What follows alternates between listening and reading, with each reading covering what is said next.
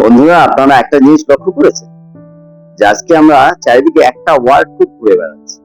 একদম সব সব ক্ষেত্রে ফাস্ট ফাস্ট ফাস্ট ফাস্ট, দ্রুত, আরো জোরে, আরো জোরে, তাড়াতাড়ি তাড়াতাড়ি। আসুন আজকে আপনাদের এই বিষয় নিয়েই আমরা একটু আলাপ করি, একটু কথাবার্তা বলি, একটু শেয়ার করি আমাদের অভিজ্ঞতা। তাই আজকের টপিক রাখা হয়েছে এক্ষুনি চাই, ইনস্ট্যান্ট গ্র্যাটিফিকেশন। এই এক্ষুনি চাই কি? আপনারা ভাবছেন যে কি ব্যাপার, এক্ষুনি চাইয়ের সঙ্গে first food, first life, first কিসের সম্পর্ক? ফার্স্ট কথাটা, হ্যাঁ, এক্ষুনি চাই এর ভেতরেই আছে ফার্স্ট ফার্স্ট লাইফ। আমরা 2 মিনিটস নুডলস যেমন করছি, 10 মিনিটস অনলাইন যে কোনো জিনিস আমরা পেতে চাই। আমরা চাই কয়েক মিনিটের মধ্যে যে অনলাইনে খাবার চলে আসে। আমরা চাই কোনো কাজ করেই তার ফলে অপেক্ষা না করে খুব তাড়াতাড়ি যেন সেই ফল আমরা পেয়ে যাই। আমরা যখন কিছু সার্চ করি, সঙ্গে সঙ্গে গুগলে আমরা মোবাইলে গুগল, কিন্তু হয়তো নেটটা কোনো কারণে স্লো চলছে, সঙ্গে সঙ্গে আমাদের মেজাজটা কি বিরক্তিকর, নেটের সমস্যায় পারা গেল না। এই যে অবিরত আমাদের দ্রুত চাওয়া, কিছুক্ষণ কয়েক সেকেন্ড দেরি হলে যে একটা বিরক্তি মনের মধ্যে, এটা হচ্ছে এক্ষুনি চাই এর একটা মনস্তত্ত্ব। কেন এটা হচ্ছে? আমরা হয়তো চাইছি না কখনো কখনো, কিন্তু আমাদের মস্তিষ্ক সেট আপ হয়ে গেছে, টিউনিং হয়ে গেছে। আমাদের মস্তিষ্ক এই যে ফার্স্ট কথাটার সঙ্গে এমন ভাবে জড়িয়ে গেছে, জানেন যে আমাদের হ্যাবিটটা তৈরি হয়ে গেলে ব্যাস, তার থেকে ফেরার কোনো উপায় নেই। সঙ্গে সঙ্গে আমাদের মস্তিষ্ক কিন্তু বিরক্তি, দেরি হলেই বিরক্তি। এই যে একটা চক্র, first food, first life and first achievement, ক্যারিয়ারে কি পড়াশোনায় কিংবা পেশায় কিংবা ব্যবসায়, আমরা অনেক সময় ছেড়ে দিই। কেন ছেড়ে দিই? ওই এক্ষুনি চাই। আমরা যদি মনে করি এক্ষুনি চাই, সবকিছু তো আমরা এক্ষুনি চাই বলতেই এক্ষুনি আমরা পাই না, এটা আমাদের মস্তিষ্ক মেনে নিতে চায় না। যখনই চায় না তখনই শুরু হয়ে যায় দ্বন্দ্ব। আর দ্বন্দ্বের ফল হচ্ছে অবসাদ, দ্বন্দ্বের ফল হচ্ছে একটা হতাশা। সঙ্গে সঙ্গে আমরা মাঝপথে যে কোনো কাজ, যে কোনো পড়াশোনা হোক, যে কোনো অ্যাচিভমেন্টের জন্য যে প্রস্তুতি হোক, কি ব্যবসায় দাঁড়ানোর কথা হোক, কিংবা চাকরিতে একটু ক্যারিয়ার অ্যাডভান্সমেন্ট হোক, হোয়াট এভার মে, আমরা যা ব্যাপারে আমরা চাইছি তক্ষুনি আমরা না পেলে আমরা ফেইল্ড হিসেবে নিজেদেরকে নিজেরাই প্রমাণ করছি। আচ্ছা, আপনার মনে হয় না যে আমরা এক্ষুনি চায়ের আগের যুগে কি ছিল? কখনো কাউকে হয়তো দেখবেন, যখন দেখুন এই যে আজকের মতো টিভির অজস্র চ্যানেল, কি চ্যানেল ছিল? একটাই চ্যানেল, দূরদর্শন। তখন সপ্তাহে একদিন আমরা অপেক্ষা করে থাকতাম একটা ভালো সিনেমা। এখন এখন শুধু চ্যানেল অজস্র না, ওটিটিতে অজস্র বই। আমরা ঠিক করতে পারছি না যে আমরা কি দেখব। হয়তো 8 ঘন্টা সময় ওতেই বেরিয়ে গেল, আমার শুধু চয়েস করতে দেখাও ওই এক্ষুনি চাই, তাড়াতাড়ি চাই, যে চক্কর, সেই চক্করে আমরা পড়ে গেছি। আচ্ছা, আপনারা মনে করুন, আগে আমরা রেডিওতে নাটক, আমিও নাটক প্রত্যেক শুক্রবার ঠিক করা ছিল, রোববার একটা ঠিক করে ধীরে সুস্থে মানে নাটক শোনার জন্য যে অপেক্ষা সারা বছর, সারা সপ্তাহ ধরে, সেটা আগে আমরা খবরে কাগজ পড়তাম। খবরে কাগজ রবিবারের যে কাগজটা, রবিবার ছিল স্পেশাল পেপার, তার জন্য সারা সপ্তাহ। এই যে অপেক্ষা, সেই আনন্দ কি আমরা উপভোগ করতে পারছি? এখনকার প্রজন্ম হয়তো শুনলে বলবে, অপেক্ষা অপেক্ষা, waiting, this is dam boring. বিরক্তিকর। অপেক্ষা মানে তো বিরক্তি। আমরা জানি বাসের জন্য অপেক্ষা করতে হয়, অনেক সময় অটোর জন্য অপেক্ষা করতে হয়, এই ক্যাব বুকে অপেক্ষা করতে হয়, আমরা ভীষণ বিরক্ত করি। কারণ আমাদের সব ক্ষেত্রে ইনস্ট্যান্ট গ্র্যাটিটিউড, তার এক্ষুনি চাই, এর যে প্রবণতা না, সেটা আমাদের বিরক্ত করে দিচ্ছে অপেক্ষা করতে। তো অপেক্ষা অনেক ব্যাপার আছে। আর একটা খুব নস্টালজিক একটা ফিলিং হতো, আপনাদের সঙ্গে শেয়ার করছি। যে আগে আমরা চিঠি লিখতাম, আর চিঠির জন্য আমাদের অপেক্ষা করতে হতো। চিঠি যাবে, চিঠির উত্তর আসবে, সেই অপেক্ষা করার মধ্যে একটা না পাওয়া কিন্তু পাবো, এই যে একটা কবে পাবো তার যে ধৈর্য, সেই ধৈর্য। কিন্তু এখন তো প্রশ্ন নেই, মোবাইল হয়ে গেছে, হোয়াটসঅ্যাপ হয়ে গেছে। আগে আমরা অনেক পাড়াতেই লাইব্রেরি ছিল, তাহলে লাইব্রেরি তো বিভিন্ন জায়গায় ছিলই, সেখানে গিয়ে অন্তত সপ্তাহে একদিন অবসর সময়ের উপর আমরা আড্ডা মারতাম। আমরা সাহিত্য, সমাজ, রাজনীতি সবকিছু নিয়ে তর্ক করতাম, খবরের কাগজ পড়তাম, বই পড়তাম, তা নিয়েও তর্ক হতো। এই যে তর্ক বিতর্কের মধ্যে আমাদের মধ্যেকার যে বন্ডিং বা সম্পর্ক, সেটা কিন্তু মজবুত।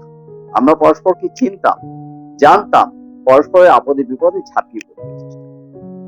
এখন নেই হওয়া। আমরা একসাথে কোনো লাইব্রেরির সঙ্গে, এমনকি পাড়াপাড়ায় যে ক্লাব আছে সেখানেও সংখ্যা কমে যাচ্ছে। আমরা একসাথে, কারণ কি, আমাদের এখন যে যোগাযোগটা সেটা কি, হোয়াটসঅ্যাপ। আমরা হোয়াটসঅ্যাপে পরস্পরকে চ্যাট করছি।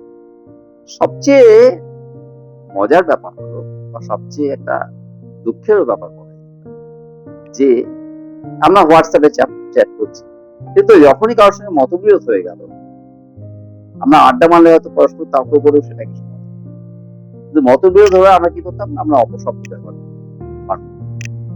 আমরা যা তা কথা বলতাম, যা খুশি বলা যায়। আমরা ফেসবুকেও তাই করছি। একেবারে যে শব্দ আমি হয়তো নিজের সামনে দাঁড়িয়ে তাকে বলতে পারবো না, সে শব্দ হোয়াটসঅ্যাপে নির্দ্বিধায় বলছে, সেও পাল্টা বলছে। এই যে একটা চক্করে পড়ে গেছি আমরা, কি একটা ভয়ানক। আমরা কি করছি না, কারোর জন্য অপেক্ষা করছি না। আমরা কি কারোর কথা শুনছি, কারোর সঙ্গে যদি দেখা হয়, আমরা কারোর সঙ্গে পরিচয় হয়ে তাকে জানতে চেষ্টা করছি। আমরা ভাবছি যে আমি জেনে গেছি বা সে আমাকে জেনে গেছে। কারণ আমরা শুধু প্রতিক্রিয়া দেখাই। যখন আমরা কারোর সঙ্গে কথা বলি না, কথা বলতে আরম্ভ করি, আমরা কিন্তু শুনিও না অন্যের কথা, নিজের কথাও বলতে পারি। আমরা শুধু তার কথা শোনার আগে আমরা রিয়াক্ট, তার মানে আমাদের শুধু কোনো প্রকৃত ক্রিয়াও নেই, আমরা শুধু প্রতিক্রিয়া, মানে প্রতিক্রিয়ার বশবর্তী সব সময় যে কোনো। তখন কি হয়, আমাদের কোনো সম্পর্ক ঠিক মতো জোড়া লাগে না, বা জোড়া লাগার আগে সম্পর্ক কেউ কখনো আমরা দেখতে চাইছি না তা না, দেখতে পারছি না, যেভাবে আমরা সহ্য করতে পারছি না, আমরা ধৈর্য ধরতে পারছি না। সবটাই আমাদের যেন খুব তাড়াতাড়ি, খুব দ্রুত, এক্ষুনি হচ্ছে। তাতে কি হচ্ছে, আমাদের জীবন থেকে ধৈর্য উড়ে যাচ্ছে, সহ্য উড়ে যাচ্ছে, শান্তি উড়ে যাচ্ছে, এবং আনন্দ একেবারেই অন্তর। অনেক কিছু হয়তো আমাদের আছে, কিন্তু আমরা তো অনেক তো কথা হলো, এগুলো আমরা সবাই প্রায় কম বেশি জানি, হয়তো ভাবি না, বা একটু অনুভব করে দেখি না, একটু ভেবে দেখি না।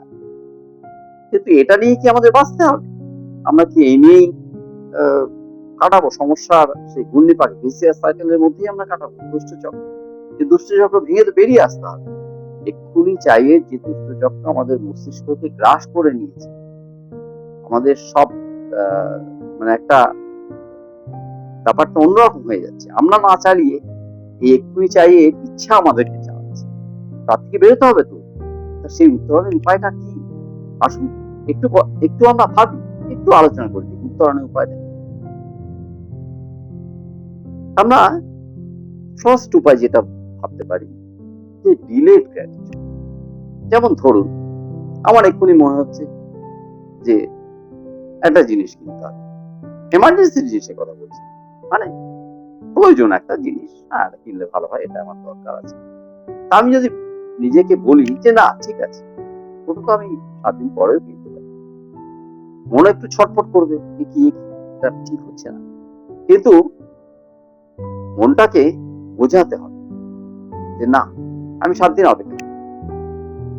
আমার যদি মনে হয় যে একটা ফাস্ট ফুড এক্ষুনি খেতে পারলে ভালো হবে, ঠিক আছে, আমি 2 দিন পরে দেখি না। এই যে জোর করে মনটাকে কন্ট্রোল করে, এই যে নিয়ন্ত্রণ করে এক্ষুনি চাইয়ে একটা ধাপ, যে সার্কেল, ভিসিয়াস সার্কেল থেকে বেরোনোর যে উপায়, সেটা কিন্তু আমরা নিজেরাই সমাধান করতে পারি। কিসের মাধ্যমে? ডিলেড গ্র্যাটিফিকেশন, মানে দেরি করে তৃপ্তি, দেরি করে একটু দেরি করে চাই, অনেক দেরি করে না, একটু দেরি করে এটা শুরু করতে হবে। আমাদের আর একটা কি করতে হবে, আমরা সময় দিতে হবে কোনো কিছু পেতে। একটা কথা তো আমরা সব জানি যে স্লো, ধীরে চললে, আস্তে চললে সে কিন্তু রেস জিতে ঠিক মতো। আমরা কচ্ছপ আর খরগোশের গল্প জানি। খরগোশ খুব দৌড়েছিল, কচ্ছপ আস্তে আস্তে যাচ্ছে। খরগোশ দেখলো, ও বাবা, একটা বড় মাঠ পেরোতে হবে, ও রোদের মধ্যে দৌড়িয়ে দরকার একটু ঘুমায়, খেয়ে ঘাস ফাস খেয়ে ঘুমোতে হবে। কচ্ছপ কিন্তু থামে, সে চলতে চলতে, জানি কচ্ছপের গতি বলা হয় আস্তে আস্তে চলা, তো but steady wins the race, তার থেকে এটা এসছে। সে আস্তে আস্তে চলবে। যখন সূর্য প্রায় পাটে যায় ঘুম ভাঙলো খরগোশ, খরগোশ হ্যাঁ বেরোতে হবে তো, দৌড় মারলো। কে জিতলো? ওই slow but steady wins the race, জিতলো হচ্ছে কচ্ছপ, সবচেয়ে ধীর গতির প্রাণী। কারণ খরগোশে দৌড়ে পারলো না, পৌঁছানোর আগেই কচ্ছপ পৌঁছে। এই যে আত্মবাক্য আছে ইংরেজিতে, আমাদের মনে যে আমাদের যদি ভালো কিছু পেতে হয়, তাহলে আমাদের দাম দিতে হবে, ধৈর্য ধরতে হবে, আমাদের খুব সঠিকভাবে চিন্তা করতে হবে যে এই সময় লাগতে পারে, সেই অনুসারে আমাদের মানসিক প্রস্তুতি নিতে হবে। যদি আমরা প্রস্তুতি নিই, তাহলে আমরা এক্ষুনি চায়ের চক্র থেকে যেমন আমাদের মস্তিষ্ক টিউনিং করতে পারবো, আমরা সাফল্যের দরজা কিন্তু আমাদের দুটো হলো, তিনটে পয়েন্ট কি? তৃতীয় পয়েন্ট হচ্ছে আমাদের অনেক কিছু পুরনো অভ্যাস একটু একটু ফিরিয়ে আনতে। যেমন ধরুন, অফিস যেতে হয়তো আমরা সময় পাই, বাইরে থেকে এনে খাওয়াতে হয়, রাতে খাওয়ার হয় কি বাইরে খেয়ে আসি বা বাইরে থেকে আসি। আচ্ছা, ছুটির দিন তো একটা থাকে প্রত্যেক কোনো না কোনো, সেই ছুটির দিনটা আমরা যদি একটা ঘরে রান্না করে খাই, মানে ফাস্ট ফুডের চেয়ে স্লো ফুডে যদি ট্রান্সফার করি। আজকে অদ্ভুত ব্যাপার, এই ফার্স্ট লাইফ বা ফাস্ট ফুডের যুগে কিন্তু পাশ্চাত্যে অনেক জায়গায় গবেষণা আরম্ভ করে দিয়েছেন সমাজতত্ত্ববিদ, তারা যে রিটার্ন টু স্লো ফুড, মানে ধীর গতি। এই যে বলছি বাড়িতে রান্না করে খাওয়া, এটা একটা স্লো ফুডের ব্যাপার। আস্তে আস্তে রান্না হবে, ধীরে ধীরে রান্না হবে, সে যা রান্নার প্রক্রিয়া সুন্দরভাবে করে মনোযোগ দিয়ে রান্না হবে। এইটা নিয়ে কিন্তু বাইরে গবেষণা করতে হচ্ছে, এমনকি একটা ইউনিভার্সিটি পর্যন্ত হয়ে গেছে, স্লো ফুড ইউনিভার্সিটি, যেখানে এ নিয়ে চর্চা হচ্ছে প্রত্যক্ষ পরোক্ষ, যে ফাস্ট ফুডের লাইফ থেকে মানুষকে স্লো ফুডের দিকে, স্লো ট্রাভেল, সোলো নয়, সোলো ট্রাভেল একটা আছে একক, কিন্তু স্লো ট্রাভেল মানে একটু ধীরে সুস্থে গিয়ে অনুভব করে দেখা। কোথাও গেলাম, এখানে ওখানে সেখানে, যেটা ইংরেজিতে খুব ভালো বলে হেক্টিক, মানে এখানে দেখলাম ওখানে দেখলাম সেখানে চারদিকে খেয়ে পারলাম, চলে এলাম, হ্যাঁ আমি এত দেখেছি। জিজ্ঞেস করলে হয়তো আমরা অনুভবও করতে পারিনি কি দেখলাম না, কোনটা ভালো কোনটা খারাপ। এখন কিন্তু এ নিয়ে ভাবনা চিন্তা শুরু হয়ে গেছে। স্লো লাইফ বা স্লো ট্রাভেল, অন্তত এটুকু আমরা অবসরটাকে ঠিক মতো করে, নিজের মতো করে, আনন্দ করে, তৃপ্তি করে যে ঘোরা, সেটা কিন্তু আজকে slow living the slow tour এটা কিন্তু চালু হয়ে গেছে। এটাও কিন্তু একটা দিক। চতুর্থ, আমরা জানি আমরা এখন খবর কাগজ অনেকেই পড়ি না, আমরা সময় পাই না, তাও বলি পড়ার সময়। ছোটবেলায় আমাদের একটা রচনা, স্কুল লাইফ, ছোটবেলার স্কুল লাইফে আমাদের রচনা না, নিউজ পেপার, খবরের কাগজ পাঠ, এটা খুব কমন একটা এসে ছিল। আমরা শুরুই করতাম প্রথমে cup of T with a daily, এক কাপ চায়ের সাথে খবরের কাগজ। এটা শুরু, একদম শুরু, মানে একদম পেটেন্ট একটা ওয়ার্ড ছিল, সেন্টেন্স ছিল, এটা বলা। এখন কোথায়? কাপ অফ টি হয়তো আছে, কিন্তু দ্য ডেইলি নিউজ পেপার, খবরের কাগজ নেই। আর করোনার পর থেকে তো খবরের কাগজ মোটামুটি প্রায় বেশিরভাগ বাড়িতেই উঠে গেছে। তারপর আমরা কি করি? আমরা দেখে নিই গুগলে ঘেটে, আমরা যখন সময় পাই তখনই একটু হেডলাইন গুলো দেখে নিই বা একটু পড়ে নিই, স্ক্রল করে নিই। আরে সেটা কি খবরের কাগজ পড়ার আশ্বাদ দিতে পারবে? দিতে পারবে।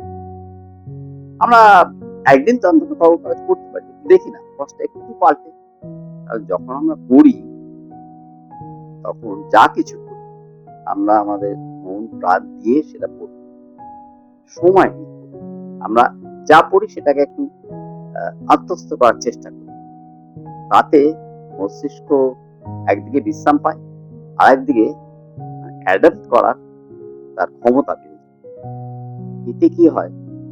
মস্তিষ্কের একটা অন্যরকম ব্যায়াম, যেমন পরস্পর বসে আড্ডা মারলে যে ব্যায়ামটা হয়, তেমনি আমরা যদি কিছু পড়ি, পেপার কিছু পড়ি, কাগজে কিছু বা বই কিছু পড়ি, তাহলে কিন্তু মস্তিষ্ক একটা একদম যে ফার্স্ট যে মস্তিষ্ক চলছে সেই টিউনিংটা মানে চেঞ্জ হয়ে অন্যভাবে চলতে থাকে। আর ওই ব্যায়ামটা, মস্তিষ্কের ব্যায়ামটা ভীষণ ভীষণ। এটা কিন্তু হয়তো পুরোনো দিনের কিছু স্মৃতি আমাদেরকে ফিরিয়ে আনবে। আর আমরা ওই যে অসুখ, ওটা একটা মেন্টাল অসুখে পরিণত হয়ে যাচ্ছে, তার থেকে আমরা ফিফথ পয়েন্টে আমরা আসি। ফিফথ পয়েন্ট হচ্ছে আমরা একটু দিনের শেষে, আগে একটা খুব চালু জিনিস ছিল, সেটা হচ্ছে ডায়েরি লেখা। ধরুন যে যে যে মানে পয়েন্ট গুলো আমরা আলোচনা করছি, শেয়ার করছি, ইন্টারঅ্যাক্ট করছি, আগে হলে কেউ ডায়েরি নিয়ে বসতো, আরে তা আমরা একটা কাজ করি না, শুরু করি। আমরা সারাদিনের পরে, খাওয়া দাওয়ার পরে, শুতে যাওয়ার আগে একটু ডায়েরিতে সংক্ষেপে একটু লিখি না, মানে হাতে, হোয়াটসঅ্যাপে, মোবাইলে, কম্পিউটারে না, হাতে একটু লেখা অভ্যাস। তাতে আমাদের লেখা অভ্যাসটা হবে, হাতের নার্ভের ব্যায়াম হবে, আর কি হবে না, মস্তিষ্কের ব্যায়াম হবে। কি কি পয়েন্ট আমরা আজকে কি করলাম, কি করলাম না, কাল কি করবো, একটা লেখা। পরের পয়েন্টটা আসছে, আমাদের শাস্ত্রে আগে একটা খুব সুন্দর কথা বলে, প্রতিদিন স্বাধ্যায় করি। স্বাধ্যায় মানে হচ্ছে অধ্যয়নের সঙ্গে থাকা, নিজে অধ্যয়ন মানে পড়া, যার যা ভালো লাগে, সে নাটক হতে পারে, উপন্যাস হতে পারে, গল্প হতে পারে, গান শোনা হতে পারে, সেটাও একটা স্বাধ্যায়, প্রবন্ধ হতে পারে বা ধর্মগ্রন্থ, যার যা। প্রতিদিন যদি আমরা কয়েক পাতা পড়ার অভ্যাস করি, যখন আমাদের দিনের শেষে অবসর আছে, যদি করতে পারি, তাহলে কিন্তু এটা একটা বিশাল কাজ দেবে। কিসের দিকে কাজ দেবে? ওই যে ধৈর্য, মানসিক ধৈর্য, আনন্দ এবং সাফল্যের যে চাবিকাঠি হিসেবে কাজ করবে। সব শেষে বলা যায়, তা আমরা সবাই জানি, হয়তো কেউ করতে পারি, কেউ করতে পারি না, মাইন্ডফুলনেস মানে আমাদের একটু শান্ত ভাবে বসে একটু মনটাকে ছেড়ে দাও। আমরা ফার্স্ট লাইফে আমরা চিন্তা করতে পারছি, কি করো, ওটা করো, সেটা করো, এইভাবে আমার মনটা, সেটা করো, ওটা।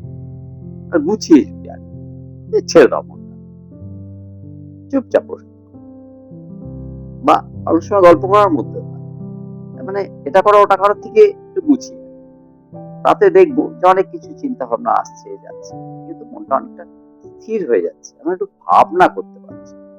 ভাবা ভাবা অভ্যেস করো, একজন বড় মানুষ বলছেন ভাবা অভ্যেস করো। এই ভাবার অভ্যাসটা একদম চলে যাচ্ছে, সেটা করতে হবে। সেটা করতে পারলে কিন্তু এটা একটা উত্তরণে সবচেয়ে বড় উপায়। আমরা আজ অনেকগুলো পয়েন্ট, অনেকগুলো কিছু নিয়ে আলোচনা করলাম। তা যদি আমরা এক্ষুনি চাই থেকে জাতীয় যে এক্ষুনি চাই যে একটা চক্র থেকে যদি আমরা মুক্তি পেতে চাই, তাহলে আমাদের এগুলো সব করে দেখতে হবে।